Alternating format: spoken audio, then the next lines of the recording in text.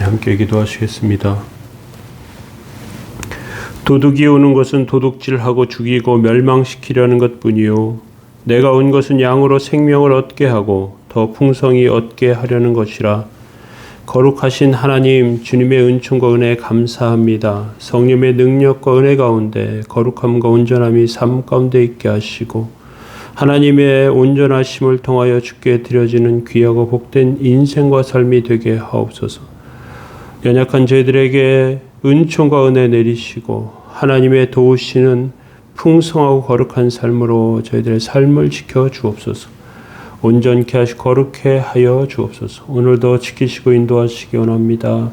감사드리며 예수님의 이름으로 기도합니다. 아멘. 네, 찬송가 280장 1절 찬송 드리겠습니다.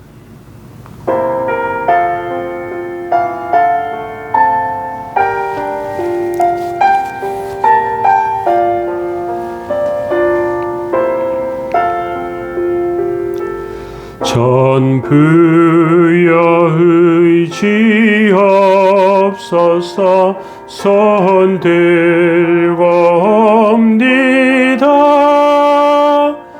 주 나를 외면하시면 나 어디 가리까. 내 죄를 씻기 위하여 피 흘려 주시니 곧 회개하는 마음으로 주 앞에 옵니다. 아멘. 시편 89편 25절에서 28절까지 말씀 보시겠습니다. 시편 89편 25에서 28절까지입니다. 내가 또 그의 손을 바다 위에 놓으며 손을 강들 위에 놓으리니 그가 내게 부르기를 나는 주는 나의 아버지시오 나의 하나님이시오 나의 구원의 바위시라 하리로다. 내가 또 그를 장자로 삼고 세상의 왕들에게 지존자가 되게 하며 그를 위하여 나의 인자함을 영원히 지키고 그와 맺는 나의 언약을 굳게 세우며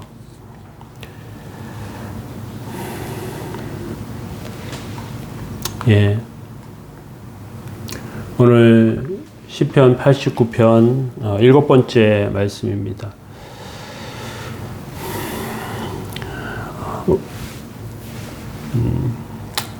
오늘부터 3번의 말씀을 통해서 살펴보기 원하는 것은 이해가 되지 않는 현실에 관한 것입니다. 시편 89편은 포로됐다 돌아온 백성들의 시입니다. 하나님의 백성인데 포로가 됐어요. 그리고 돌아와서 하나님, 우리가 하나님의 백성인데 왜 이렇게 어려움을 겪어야 합니까? 왜 포로가 됐어야만 합니까? 라고 목 놓아 외치는 것이죠. 우리 인생과 삶을 돌아보면서 하나님의 뜻과 하나님의 은혜를 이해하지 못하는 경우도 많이 있습니다. 사람들 같은 경우에 옛날 모습이 사라진 그런 사람도 있어요. 어떤 분이 친구 중에 유학을 갔는데 아주 부잣집에 돈 많은 사람인데 어느 날 보니까 알코올에 찌들은 노숙자가 되어 있었다. 현실을 받아들이기 어려웠다. 그렇게 말하는 분도 있고요. 어떤 분은 유명한 교수님이었는데 치매가 걸려서 자기가 누구인지 모르는 그래서 남루한 옷을 입고 헤매는 그러한 이야기를 하시는 분도 있습니다. 병원의 중환자실에 가보면 원래 모습하고 너무나 달라져 있는 환자들의 모습을 보게 됩니다.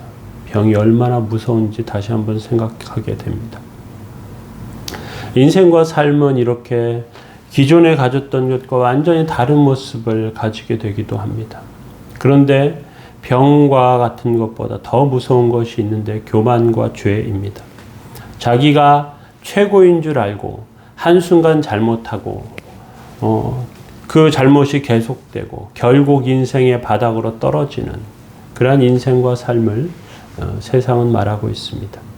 하나님은 온 세상을 창조하신 무한한 능력의 하나님이신데 그 능력을 이스라엘과 교회에 집중하셨습니다. 마치 돋보기로 햇빛을 모아서 종이를 태우는 것처럼 하나님의 강력한 힘이 이스라엘에게, 교회에게 집중되는 것이죠.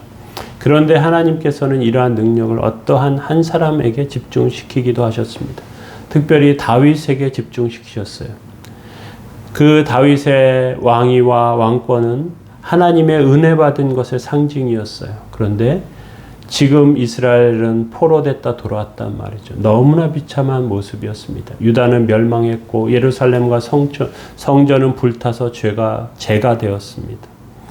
다윗 자손은 포로가 되어서 먼 바벨론 땅에서 노예 생활을 했었습니다.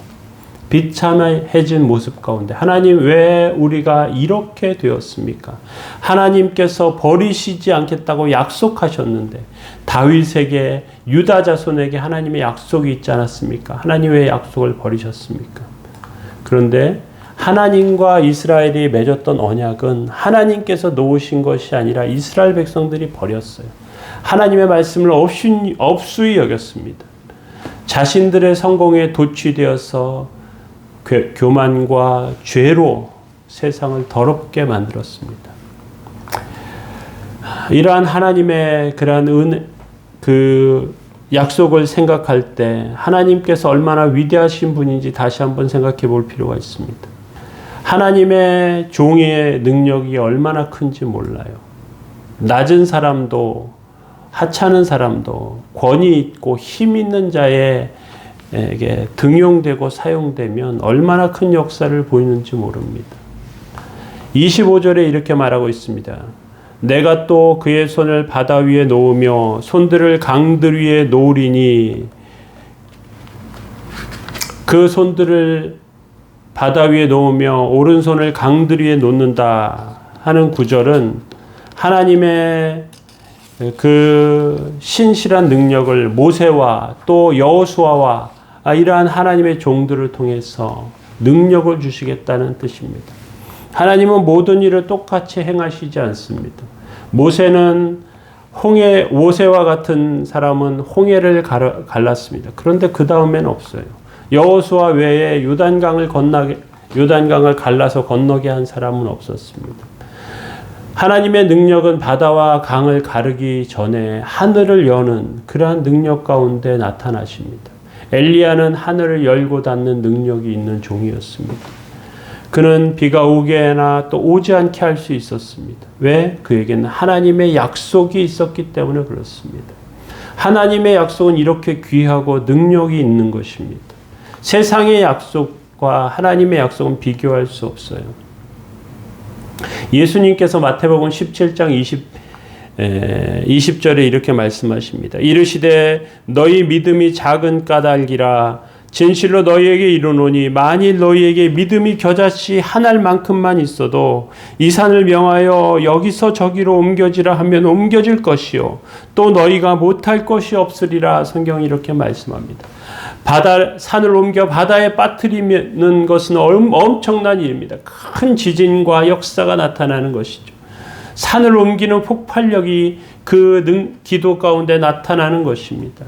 이 약속은 세상의 어떤 것과 비교할 수 없는 강력한 능력입니다. 어떤 분은 태풍이 오는 것을 보고 이렇게 말하는 분이 있습니다. 태풍이 와서 여러 땅들을 어렵게 하는데 거기에다 원자폭탄 막 떨어뜨려가지고 태풍이 흩어지게 할 수 없냐 이렇게 말하는데요. 태풍이 가지고 있는 에너지는 중급 태풍만 해도요. 강력하다고 하는 수소폭탄의 100배라고 합니다. 히로시마에 떨어졌던 원자폭탄의 10만 배의 힘을 가지고 있답니다. 사람이 가지고 있는 무기와 힘은 하나님 앞에서, 하나님께서 펼치시는 자연의 힘 앞에서는 하찮은 것에 불과합니다. 하나님께서 우리에게 능력과 은혜로 그 하나님께서 우리를 붙드신단 말이죠. 26절에 이렇게 말씀하고 계세요. 그가 내게 부르기를 주는 나의 아버지시요 나의 하나님이시요 나의 구원의 바위시라 이렇게 말합니다. 우리에게 능력의 아버지가 있다는 것이 얼마나 귀한 일인지 모릅니다. 아버지가 있는데 그 아버지가 힘이 있고요. 그 아버지가 우리를 지켜주고 도와주고 있습니다. 의논할 수 있고 도움받을 수 있습니다. 하나님 아버지가 있다는 것이 얼마나 크고 귀한 일인지 모릅니다. 우리가 어려움을 만날 때 하나님께 기도하면 하나님께서 들으십니다. 믿음의 대상이신 온 세상을 창조하신 하나님이 우리의 구원의 바위가 되셔서 우리를 지키시고 인도한다는 것은 얼마나 능력과 역사로 함께하는 일인지 모릅니다. 그런데 우리는 그 하나님을 가지고 있으면서도 그 하나님께 기도하지 않고 그 하나님께 구하지 않습니다. 그래서 하나님의 능력을 발견하지 못해요. 그것이 우리의 연약한 모습이에요. 큰 홍수가 날 때 큰 바위에 있으면 얼마나 안전한지 몰라요. 뜨거운 햇볕이 비칠 때 그 바위 그늘에 있으면 얼마나 시원한지 모릅니다. 비바람이 불 때 그 바위 사이에서 비바람을 피하고 추위와 더위를 피할 수 있단 말이죠. 그런데 이 바위는 어떠한 바위냐? 갈증이 날 때 치면 그 바위에서 생수가 터져 나오는 바위입니다. 이것은 만능 바위예요. 하나님의 백성에게 하나님은 이러한 만능 바위가 되십니다. 계속해서 27절에 이렇게 하나님은 말씀하고 있습니다. 내가 또 그를 장자로 삼고 세상 왕들에게 지존자가 되게 하며, 세상 왕들이 얼마나 권세를 부리는지 몰라요. 세상 왕들이 그 힘을 가지고 그 힘 없는 자를 얼마나 하찮게 여기는지 모릅니다. 그런데 하나님께서는 우리를 장자로 삼고 세상 왕들에게 비교할 수 없는 힘과 은혜로 우리를 붙잡아 주신다고 하십니다. 세상을 대표하는 자는 대통령도 대기업 회장도 아닙니다. 이 세상을 대표하는 자는 하나님의 백성이고 하나님의 종인 줄 알아요. 베드로전서 2장 9절에 이렇게 말씀하고 있습니다. 그러나 너희는 택하신 족속이요 왕과 같은 제사장들이요 거룩한 나라요 그의 소유된 백성이니 이는 너희를 어두운 데서 불러내어 그의 기이한 빛에 들어가게 하신 이의 아름다운 덕을 선포하게 하려 함이라. 하나님께서 우리를 택하신 족속이고 왕과 같은 제사장이고 거룩한 나라고 그의 소유된 백성으로 삼으신 이유는 하나님께서 우리의 위치를 그냥 하찮게 두신 게 아니에요. 이건 특별한 어떤 사람에게 주신 게 아니에요. 예수님을 믿는 그 하나님의 백성들에게 동일하게 주신 것인데요. 뭐라고요? 하나님의 백성인데 그의 소유이고요. 거룩한 나라고요. 왕과 같은 제사장이고요. 택하신 족속이라고 이렇게 말하고 있습니다. 왕과 제사장, 거룩한 나라, 그의 소유된 백성. 이것만 해도 얼마나 큰지 몰라요. 그런데 이런 은혜와 능력 가운데 주신 이유는 무엇이냐? 그의 아름다운 덕을 선포하게 하려고, 하나님의 역사, 하나님의 능력을 선포하게 하려고 하나님께서 그렇게 하십니다. 우리를 왕과 같은 제사장이라고 하시는 것입니다. 세상을 대표하는 장자라고 하십니다. 27절에 다시 보실까요? 내가 또 그를 장자로 삼고 세상 왕들에게 지존자가 되게 하리. 세상 왕들이 하찮게 보일 만큼 큰 능력과 은혜를 우리에게 주신다고 말씀하고 계시는 것입니다. 그런데 우리 기억할 필요가 있어요. 이러한 능력 가운데 우리가 아무렇지도 않게 막 살면 어떻게 될까요? 하나님의 영광을 구하지 않고 하나님의 능력을 구하지 않고 하나님 말씀 붙잡지 않고 그냥 자기 뜻대로 자기 의지대로 막 살면 어떻게 될까요? 도리어 불안한 것입니다. 하나님의 종이 된다는 것은 위험을 감수한 능력을 받는 것입니다. 사울 왕이 있습니다. 그는 이스라엘 왕이 되었습니다. 그런데 권세를 받고 나니까 불안해집니다. 하나님의 말씀이 아닌 용병들에게 의지해서 정치를 하려고 합니다. 그는 결국 우울증과 정신분열증으로 고통을 당했습니다. 공허함을 이기지 못합니다. 하나님께서 말씀하시지 않으니까 무당을 찾아갑니다. 그는 죽은 사무엘의 음성을 들으려다가 저주를 받습니다. 다음 날 전쟁에서 세 아들과 함께 죽었어요. 그런 반면에 다윗은 하나님께서 그에게 은혜 베푸십니다. 그리고 폭포수와 같은 능력을 주셨습니다. 전쟁에도 이겼어요. 물론 다윗도 실수했습니다. 잘못 선택한 일들을 했어요. 그런데 성범죄에도 빠지고요. 자기 권세를 오인한 그러한 행동도 했습니다. 아들 압살롬에게 쫓겨서 방황도 했습니다. 하나님께서 그런데 그를 다시 붙잡아 주세요. 그는 회복됐습니다. 하나님의 은혜를 다시 한번 찾았습니다. 그래서 그에게는 다윗과 같은 자, 이스라엘 열왕기에 보면 다윗과 같은 자, 다윗과 같은 자, 기준이 되는 사람이 되었습니다. 솔로몬은 하나님의 능력과 은혜와 권세를 물려받았습니다. 다윗에게 많은 재산을 물려받았고요. 큰 영광과 권세와 하나님의 지혜도 받았어요. 그런데 부와 명예와 권력을 누리다가 성적 욕심에도 빠집니다. 부인을 1,000명이나 두었고요. 그 부인이 가지고 온 우상들을 섬기기 시작했습니다. 그는 다윗에게 주신 복 때문에 끝까지 나라를 하나로 붙잡을 수 있었지만 그가 죽고 나라는 둘로 갈라지고 말았습니다. 하나님과 함께 한다는 것은 큰 위험을 감수한 권세를 갖는 것입니다. 우리의 삶 가운데 하나님께서 함께 하셔서 큰 권세와 능력 가운데 사용되시기 바랍니다. 계속해서 28절에 이렇게 말씀하고 있습니다. 그를 위하여 나의 인자함을 영원히 지키고 그와 맺는 나의 언약을 굳게 세우며, 인자함은 죄에 대한 한없는 긍휼과 자비를 말합니다. 하나님께서는 인간이 얼마나 연약한지 잘 아세요. 얼마나 유혹에 잘 넘어지고 얼마나 정직하지 못한지도 아십니다. 자기 이익을 위하여 자기의 정직함을 쉽게 파는 그러한 자들임을 하나님 아세요. 그럼에도 불구하고 하나님은 복을 주십니다. 하나님의 종과 하나님의 백성에게 정직은 생명입니다. 하나님 앞에 죄가 없다고 주장하고 다른 사람의 허물을 가지고 공격하면, 그러면 하나님께서 은혜를 거두어 가세요. 우리는 죄 없는 자가 아니에요. 다른 사람을 쉽게 공격할 수 있는 그런 무소불위의 권세를 가진 자도 아니에요. 그런데 우리는 하나님 앞에 연약하기 때문에 하나님 연약합니다 고백할 수밖에 없는 그런 존재예요. 그래서 하나님 앞에 그렇게 부복하고 감사하면서 살면 그 부족함 가운데 큰 은혜를 우리 삶 가운데 채워주시는 것이죠.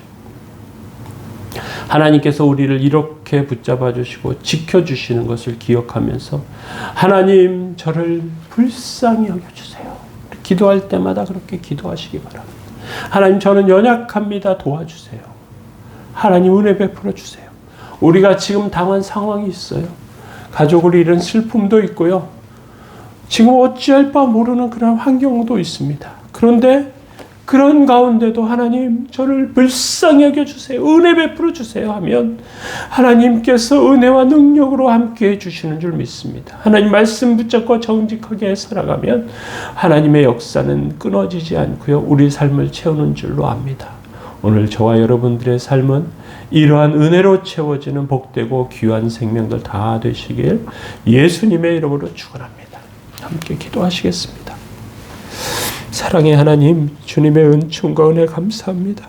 저희들의 연약함 가운데 은혜 베푸시고 너희는 택하신 족속이요 왕과 같은 제사장이고 하나님의 거룩한 나라가 소유된 백성이라고 하셨사오니 저희들의 삶이 하나님의 능력과 은혜를 힘입고 살아가도록 주님 붙들어 주시고 저희들의 인생과 삶을 통하여 하나님의 도우심이 삶에 가득 채워지는 그러한 온전함이 있게 하여 주옵소서.